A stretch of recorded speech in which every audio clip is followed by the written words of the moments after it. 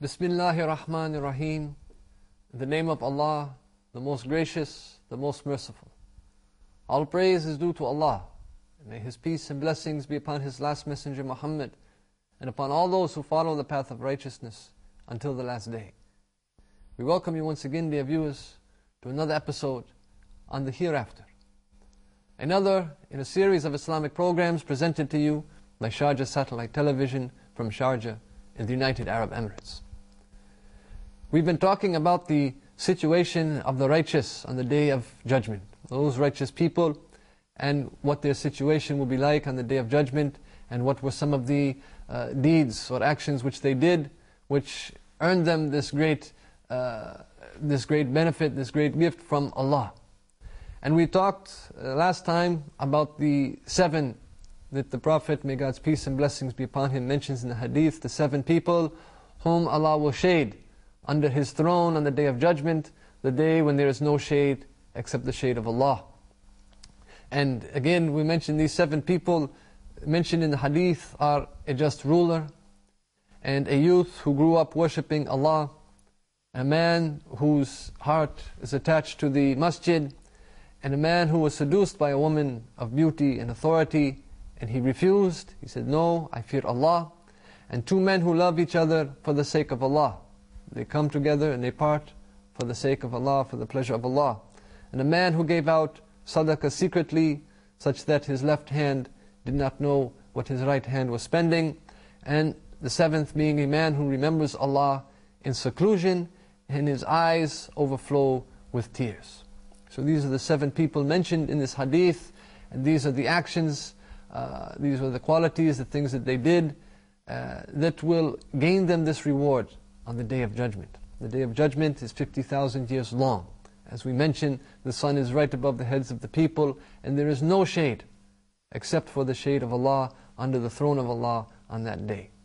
And these 7 people, Allah, because of their deeds, these deeds mentioned in this hadith, Allah will grant them shade under His throne. And so these are not the only ones. This is a hadith, this hadith is mentioning 7. But these are not the only ones whom Allah will provide shade for on the Day of Judgment. There are some others, and we will mention them, we will look at them. The hadith, the Prophet, may God's peace and blessings be upon him, said, "Whoever extends the time limit for a debtor who is in difficulty, or waives the debt altogether, Allah will shade him with His shade." This is from a hadith narrated by Muslim. So, this is a person who he extends the time limit for a debtor. Somebody owes him money, and he extends the time limit for him. He gives him some extra time to pay it back, or he makes it easy for him, or he waives the debt altogether. He erases it and overlooks it altogether. The person who does this, then Allah will shade him with His shade on the Day of Judgment. Financial difficulty is a great form of distress for people, and especially for people who have families, who have responsibilities. They have people to take care of, and they have responsibilities. Financial difficulty is a disaster.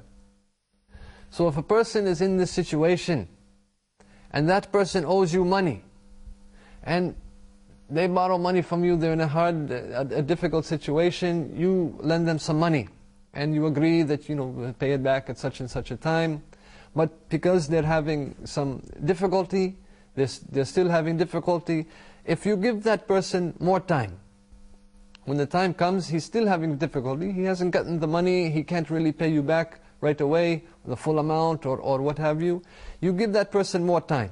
You tell that person, you pay me when you have the money. You take your time, when you have the money, you pay me back. Or you give them a break, or you completely forget the debt. You forgive the debt completely. Because you made it easy on this person in the dunya, because you made it easy on this person in this life, Allah will make it easy for you on the Day of Judgment, and will provide you with shade on the day in which there is no shade except for the shade of Allah. We're just making it, helping this person, easing this difficulty. And you'll find, you see, when we look at this hadith and the people mentioned in the previous hadith that we were looking at, you find that this shade on the Day of Judgment is usually for people who either went through difficulties in this life or they made things easier for others. Because in the previous hadith it mentions the just ruler. The just ruler, he makes things easy on others. And the man who gives sadaqah secretly, when he's giving sadaqah, he's giving charity, he's helping others, he's making things easy for others, he's relieving the distress of others. And the one was mentioned who was approached by a woman, seduced by a woman, and he refuses. This is a person who is going through difficulty. And so Allah will make it easy for these people on the Day of Judgment. In another similar hadith found in Mishkat al-Masahbi, the Prophet, may God's peace and blessings be upon him, said, whoever shows leniency towards a debtor or writes off the debt will be in the shade of the throne on the Day of Judgment. So this is the reward for helping people and relieving some of the distress, some of the hardship a person is in. You make things easy for the people. Another person who will be relieved of the distress on the Day of Judgment is the person who strives to meet their brother's needs. The Prophet, may God's peace and blessings be upon him, he said, whoever relieves a believer of distress in this world, Allah will relieve him of some of the distress of the Day of Judgment. Whoever makes things easy for those who are in difficulty, then Allah will make things easy for him in this world and in the next. And whoever conceals the faults of a Muslim in this world, Allah will conceal him and his faults in this world and in the hereafter.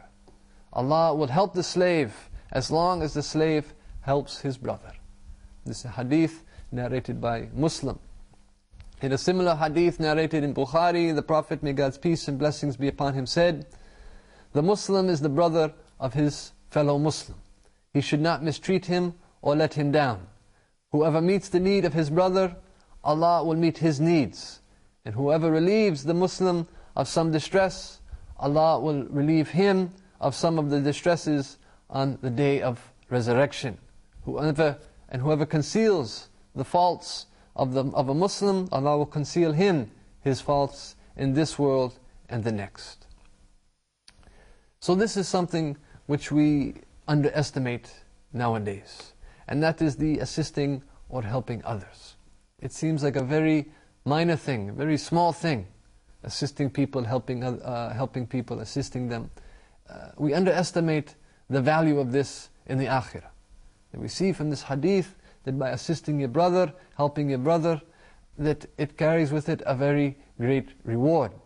Sometimes a person, they may have the understanding or the misunderstanding that the deen, the religion, Islam, it's a few rakat, it's fasting in Ramadan, reading some Quran, making some tasbih, some dhikr, and that's all there is to Islam. And then you do whatever you want with others. You can abuse people, you can take advantage of people, you cheat, you steal, you do what you want, and you think that this is being a perfect Muslim. That you're mistreating the people, but you're praying, you're fasting, you're paying your zakat, you're making dhikr, reading Quran, and that person will think that this is, he has a perfect Islam. Treatment of others has a major effect on your deeds. There are people who will enter Jannah exclusively because of their treatment of others. So this is a very serious thing. There are people whom Allah will forgive and who will let them enter into Jannah exclusively because of their treatment of others, how they treated others. They may have had many sins, but they did something, they treated some people with kindness and they helped them, and because of this Allah will enter them into paradise. So if you ease the distress of a believer in this world, Allah will ease for you one of the distresses of the many distresses of Akhirah on the Day of Judgment. The Prophet, may God's peace and blessings be upon him, he also mentioned in these hadith that whoever conceals the faults of a Muslim, Allah will conceal his faults on the Day of Judgment. What does this mean? It's talking about whoever conceals the faults of a Muslim, Allah will conceal that person's faults on the Day of Judgment.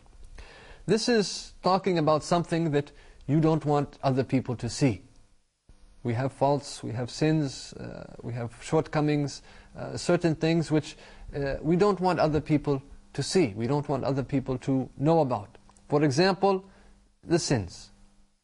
If somebody is committing a sin, they might be doing it away from the people. They're doing it in private. They're hiding from the people and they don't want anybody to know about it. They're committing a sin, but they're doing it in private. They're hiding it from the people. They're keeping it away from the people. They're not openly committing this sin. They don't want people to know about it. For example, you have some people whom they pray and they have a lot of iman in their hearts. They're very good Muslims. They're praying, they're fasting, they're following Islam. They have a lot of iman, but they, for example, they may suffer from an alcohol addiction. They have an addiction to alcohol. They're drinking alcohol, which is one of the major sins in Islam. Nevertheless, this person still, in the depths of their heart, they have a lot of love for Allah. And they know that they know their weakness. They know that what they're doing is wrong. And they know that they recognize this weakness and they're asking Allah for forgiveness. They're afflicted with this disaster of addiction and they don't want anybody to know about it. They're addicted. They're drinking alcohol. They want to leave it. They're asking Allah for forgiveness, but because of this addiction, they're drinking. But they're hiding. They don't want anybody to know about it. They're concealing it from everyone. They're concealing it from, they're not doing it in public. So say somehow you come to find out about this. Somehow you come to find out that this person is drinking. And you don't let anyone know about it. You keep this a secret. You make it secret. You come to know about this person's problem. He's committing a sin. It's a major sin. But he's doing it privately. Somehow you come to know about it and you make it secret. You conceal it. When you do this, Allah will conceal for you one of your faults on the Day of Judgment. Because every one of us, we have some privacies or faults that we don't want anyone to know about. Every one of us. Each and every one of us, we have something, some privacy, some faults, something that we don't want anybody to know about. Either it could be thoughts or acts or things that could be done that you don't know, that you don't want anybody to know about. And you're not insisting on that sin. You're asking Allah to forgive you. You've committed a sin. You're not insisting on it and repeating it. You've made that sin and you're asking Allah to forgive you. You're making tawbah. If you conceal that, then on the Day of Judgment, Allah will conceal this sin for you. All of us have sin. So if we conceal the sin of our brother, like as the example we gave, then Allah, this sin that we have, we don't want people to know, Allah will conceal that sin for you on the Day of Judgment. Now, you might wonder, how can you do this when this is something that is illegal? This is something which is haram. Drinking alcohol in Islam is haram. It's haram to drink alcohol in Islam. It is one of the major sins. So a person may wonder, how come it is something good to conceal this sin when it is a major sin and there is a punishment for it? There is a punishment for this. It's a major sin. So a person may wonder, why is it a good thing to conceal this?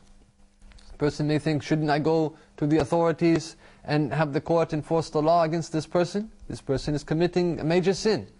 The criminal law in Islam, the intent of it is to keep the society clean from any sin that would become public and thus affect the people.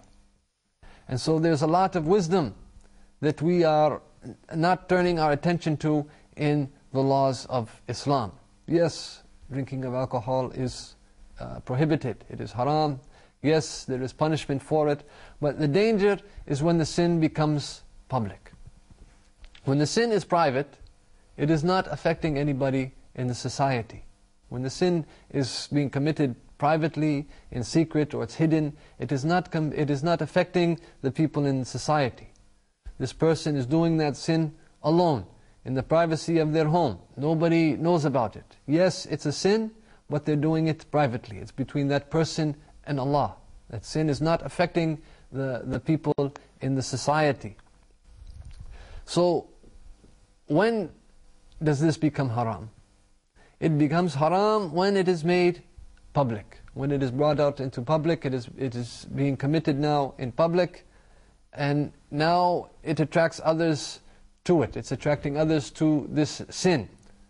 Alcohol, it's not on the minds of the people. But when they see somebody drinking, when they see it being done in public, when they see it being advertised, then it draws the attention of the people. But if it's done in private, it is something done in private, it's still a sin. And Allah may or may not punish that person, but it's a sin if it's being done in private. Yes, it's a sin. Yes, it's wrong. The person should try to leave it. The person should make tawbah and try to leave it. It's still a sin, but it's being done in private, and it's not affecting the society. So there's a possibility that this person one day will make tawbah and will forget about that sin, and he will give it up. And so therefore this sin should be concealed. If you come to know about it, that you conceal this sin of your Muslim brother, and Allah will conceal one of your sins on the Day of Judgment. But the danger is when the sin goes public, because then it affects all of the society. And that's why the hadith says that the Prophet, may God's peace and blessings be upon him, he said that when people make adultery and fornication public, then Allah will inflict them with diseases that did not exist with their fathers. So when adultery and fornication become public, in other words, it's being done, it's being committed in private. But when it's being made public, when it's done in public, because now it's affecting the entire society. So when this is done, the hadith of the Prophet, may God's peace and blessings be upon him, is saying, when the fornication and adultery, when it becomes public, then Allah will inflict those people, will inflict the society with diseases that did not exist in the time of their forefathers. And here we used an extreme example of alcohol, of khamr, which is a major sin, to drive home the point, it was used as an example. But this would apply to any small or minor thing. That when we see, somehow we come to know about one of the faults, one of the shortcomings, one of the sins of our Muslim brother, if it's something which is private, he's not doing it out in the open, it's not affecting the society, we should conceal it for him. Allah says in the Quran, the ones who want evil to spread among the believers, Allah will punish them with a severe punishment in this world and in the hereafter. Some of the scholars say that this applies to the ones who go and they spy on others and then expose their evil deeds to society. They're saying, some of the scholars of the opinion, these are the people, they're going around and they're looking in on everybody, they're spying on everybody, trying to find out any little thing, any little detail, any bad little bit of dirty laundry, what have you, and then they go and they broadcast it in public, and it spreads throughout the society. Talking too much about evil acts of others spreads corruption in itself, and this is something which it should be avoided. And the person who conceals it, who conceals the faults of his brother, then Allah will conceal one of his faults on the Day of Resurrection. With that, dear viewers, we'd like to end for this episode. We hope that you have enjoyed it, and hope that you will continue to join us in the future. Until the next time, we bid you all farewell. Assalamu alaikum wa rahmatullahi wa barakatuh.